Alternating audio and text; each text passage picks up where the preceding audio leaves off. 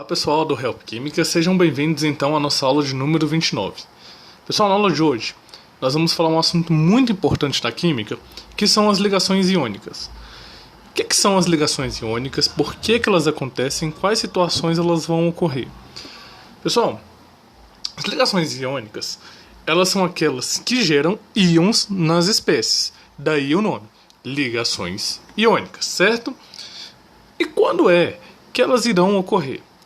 Bom, pessoal, as ligações iônicas elas ocorrem quando há dois elementos com diferenças muito grandes de eletronegatividade. Por quê? A nuvem de elétrons ela vai se deslocar totalmente para cima daquele elemento com maior eletronegatividade, correto? Então, em quais serão esses casos que vão acontecer as ligações iônicas? Elas irão acontecer entre metal e um ametal. Vocês lembram que eu mostrei lá na aula de número 20 ou 26? Se eu não me engano, a aula de 26, não tenho certeza aqui agora.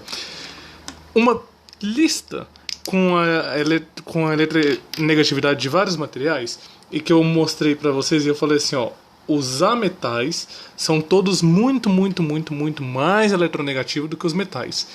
Inclusive aqui inclui o hidrogênio também, né? Que não é um metal, nem nada. O hidrogênio é um hidrogênio, simplesmente, né? Mas todos esses carinhas, eles têm eletronegatividade muito mais alta do que todos os metais. Vocês concordam comigo? Bom, tem que concordar, né? Brincadeira. Então, pessoal, os ametais que tem um raio atômico pequitito, ele vai ter uma atração maior pela nuvem de elétrons para eles. Vocês concordam comigo? Nesse caso, então, nós dizemos que tem uma ligação iônica. Por quê? Formou íons. Então, como que nós faremos exercícios que envolvam ligações iônicas? Eu vou tentar ensinar de uma maneira, né, que vai ficar legal para todo mundo saber como que as ligações iônicas são formadas.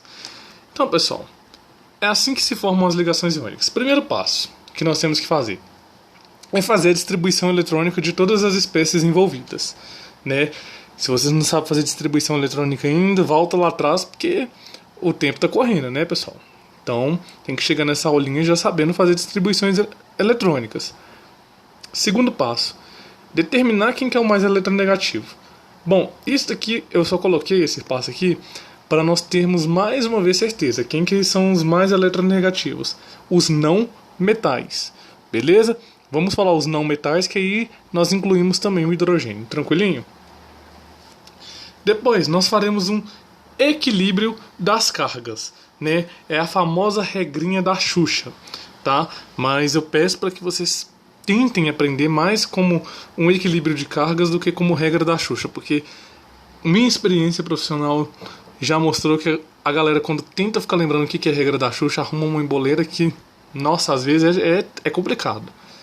E o quarto passo é montar um composto. Pessoal, aqui não tem muito o que falar. Aqui nós temos mais que botar a mão na massa e aprender. Beleza? Então, vou dar dois exemplozinhos aqui para ilustrarmos essas ideias. Então, eu quero que vocês façam uma ligação química entre o sódio e o cloro. Como que essa criança vai ocorrer? Como que isso vai acontecer? Primeiro passo que nós temos que fazer, seguindo aquela listinha que nós acabamos de ver, é fazer a distribuição eletrônica das duas espécies. Então vamos fazer aqui a distribuição eletrônica para o sódio e vamos fazer a distribuição eletrônica para o cloro. Só que tem um pulo do gato em ligações químicas. Para nós é interessante trabalharmos somente com os elétrons da camada de valência. Então, pouco importa os outros elétrons, mas por desencargo de consciência, né, só para vocês terem certeza disso que eu estou falando, nós iremos fazer a distribuição eletrônica de todas as espécies envolvidas e depois nós focaremos só naqueles que da camada de valência. Tranquilo, pessoal? Então, olha só, a distribuição eletrônica do sódio é neônio 3s1 E a distribuição eletrônica do cloro é neônio,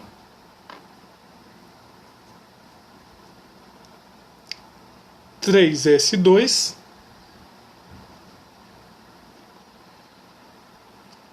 (3p5).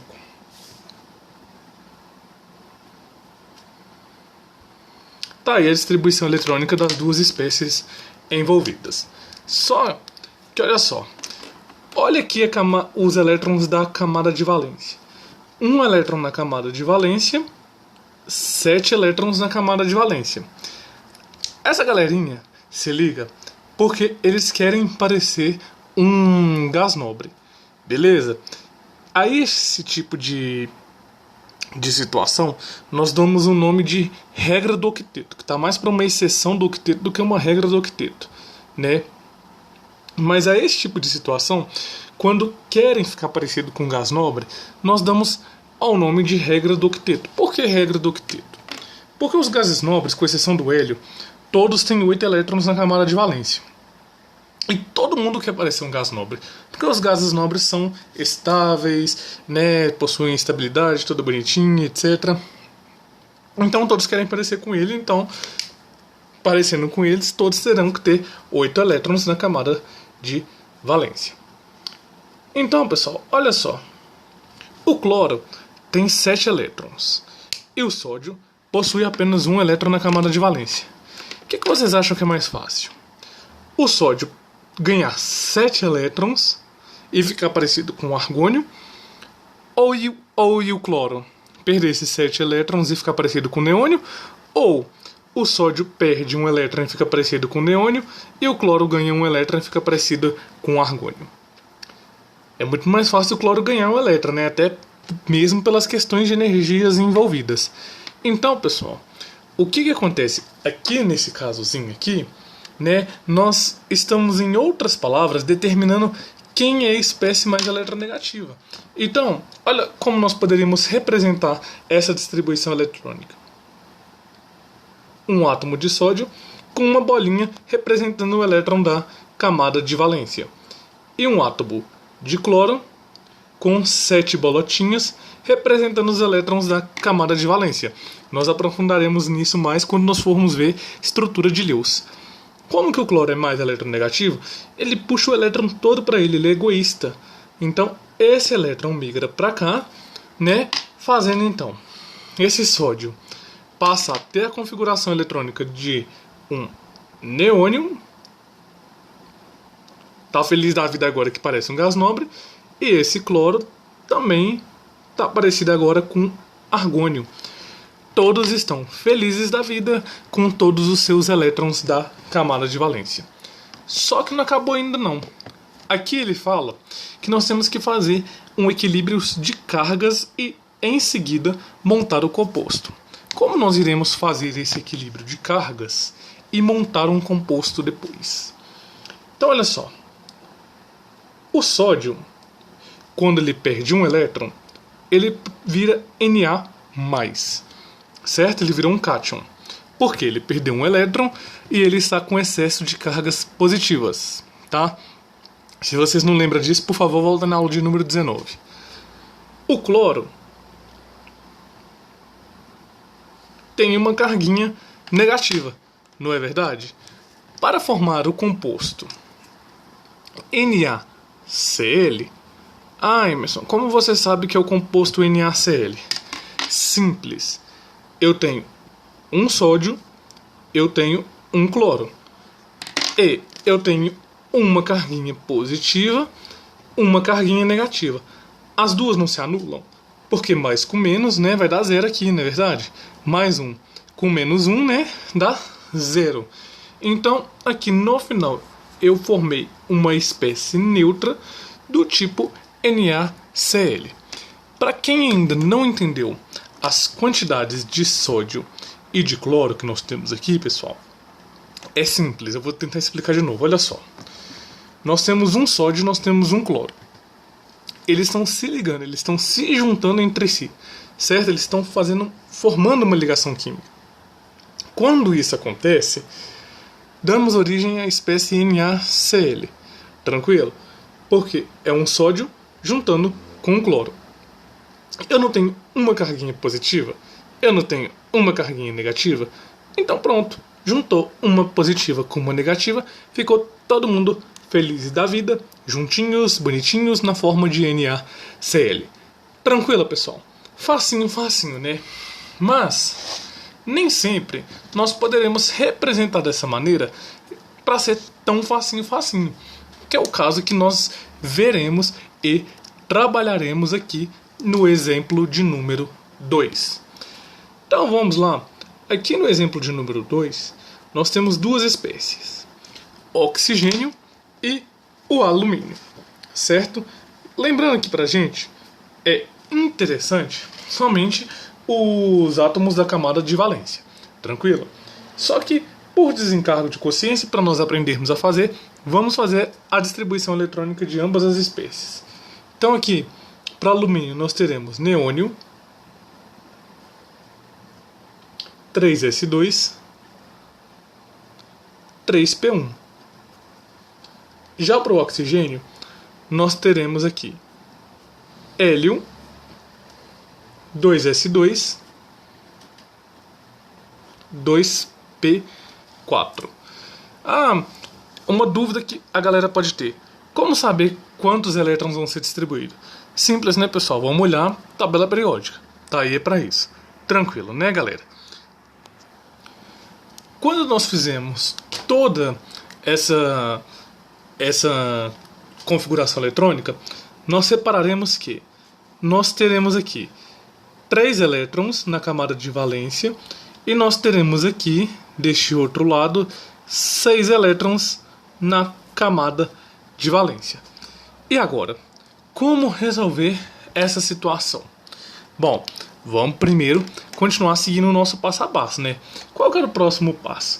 Determinar quem era o mais eletronegativo, certo? E depois fazer um equilíbrio de cargas ou a regrinha da Xuxa. Pessoal, nós temos uma espécie que ela é mais eletronegativa do que a outra. Quem que é o mais eletronegativo aqui? Para começar a nossa conversa. Isso aí, respondeu certo quem falou que é o oxigênio. O oxigênio, ele possui a maior eletronegatividade. Só que ele já tem 6 elétrons aqui na camada de valência. Vocês concordam comigo? Para ele chegar para 8, ele precisa de mais 2 elétrons. Tranquilo? Já o alumínio, ele tem 3 elétrons na camada de valência. Como que o oxigênio ele é muito eletronegativo, ele não vai ficar selecionando quantos ele precisa, ele vai puxar tudo, beleza? Então, o alumínio vai ficar com uma carga 3+, porque ele vai perder todos os seus elétrons, e o oxigênio com uma carga 2-. Mas por que o oxigênio vai ficar com uma carga 2- e não uma carga 3+?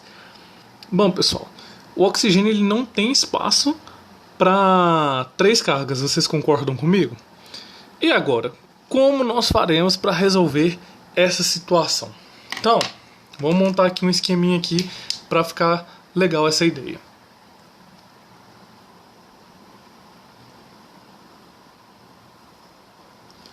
Nós temos aqui uma espécie com 3 cargas positivas e outra com 2 cargas negativas, certo? Lembrando que aqui nessa parte de cima nós estamos falando das cargas.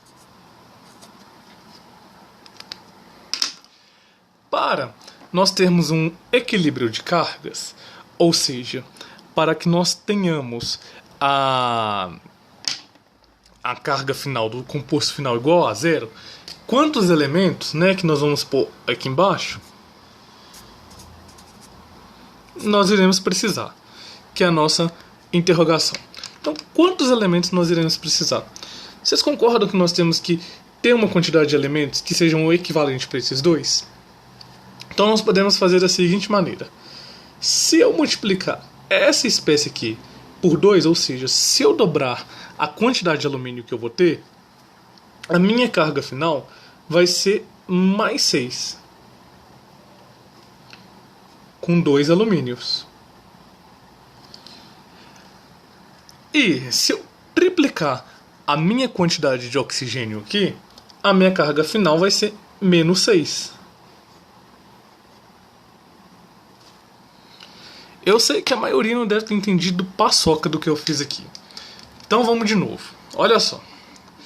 Nós tínhamos inicialmente um alumínio com carga 3+. Por quê? Ele tem 3 elétrons na camada de valência e ele é pouco eletronegativo. Ele vai perder esses elétrons de qualquer jeito. Independente se o oxigênio pode ganhar 2, 3, 4, 20.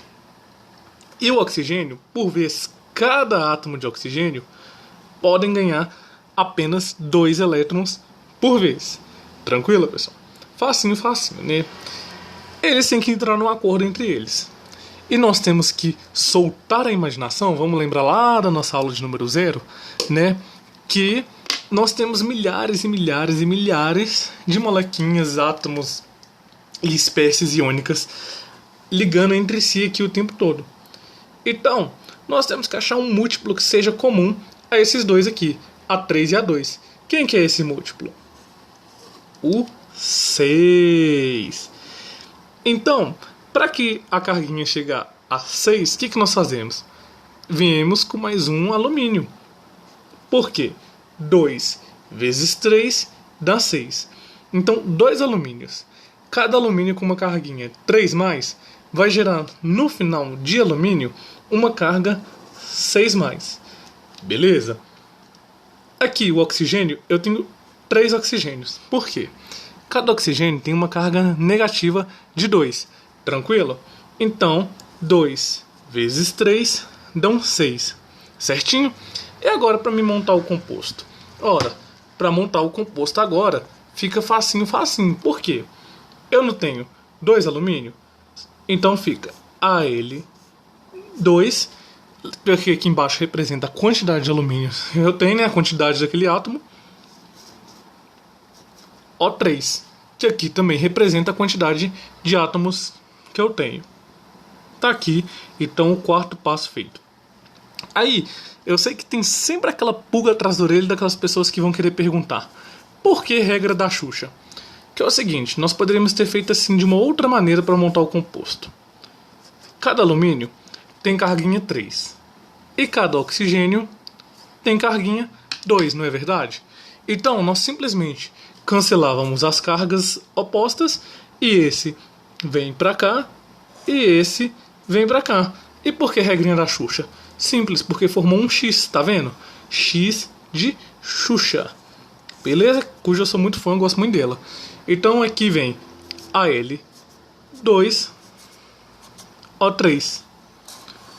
Tá aqui nossa regrinha da Xuxa, representada nas ligações iônicas. Belezinha, pessoal?